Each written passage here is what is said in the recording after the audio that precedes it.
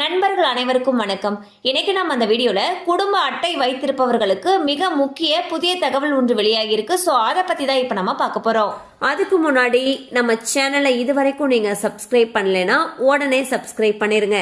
அப்படியே பக்கத்தில் இருக்கக்கூடிய பெல் ஐக்கானையும் கிளிக் பண்ணிருங்க. அப்பதான் நாங்க போடக்கூடிய அனைத்து வீடியோக்களும் உங்களை கரெக்ட் டைம்க்கு ரீச் ஆகும்.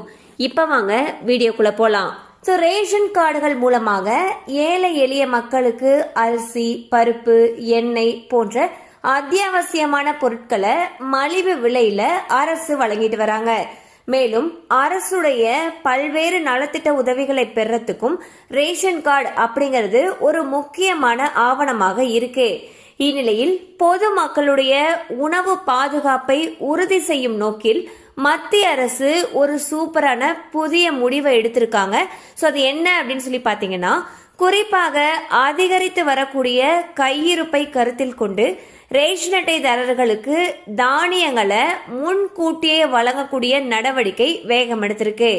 மத்திய அரசு என்ன சொல்லியிருக்காங்கன்னா, ஜூன் மாதம் வரையிலான உணவு தானிய ஒதுக்கீட்டை முன்கூட்டியே எடுத்து மாநிலங்கள் மூலம் உடனடியாக அனைத்து ரேஷன் அட்டைதாரர்களுக்கும் வழங்க உத்தரவிட்டிருக்காங்க. தற்பொழுது ஏப்ரல் 1 நிலவரப்படி பாத்தீங்கன்னா, நமக்கு தேவையான அளவை விட சுமார் 185% அதிகமாக அரிசி மற்றும் கோதுமை கையிருப்பில் இருப்பதாக தகவல் வெளியாகியுள்ளது. இந்த ரேஷன் விநியோக நடவடிக்கை பொதுமக்களுடைய உணவு தேவையை தாமதமில்லாமல் பூர்த்தி செய்யும் நோக்கில் மேற்கொள்ளப்பட்டிருக்கு. அதிகப்படியான கையிருப்பை சரியாக பயன்படுத்துவதும் சேமிப்பு சிக்கல்களை தவிர்ப்பதும் இதனுடைய முக்கிய காரணமாக கருதப்படுது. அடுத்த சில வாரங்கள்ல புதிய கோதுமை கொள்முதல் தொடங்க இருக்கக்கூடிய காரணத்தினால கிடங்குகளில் இடவசதி உருவாக்குவதும் அவசியமா இருக்கு. இதற்காக மத்திய அரசு விரைந்து இந்த நடவடிக்கையை அமல்படுத்தியிருக்காங்க. அதாவது என்ன சொல்லியிருக்காங்கன்னா, ஜூன் மாதம் வரையிலான உங்களுக்கு ஒதுக்கீடு செய்யப்பட்டிருக்கக்கூடிய அரிசி மற்றும் கோதுமை போன்ற உணவு தானியங்கள்ல இந்த மாதமே சேர்த்து வாங்கிக்கலாம்னு சொல்லியிருக்காங்க.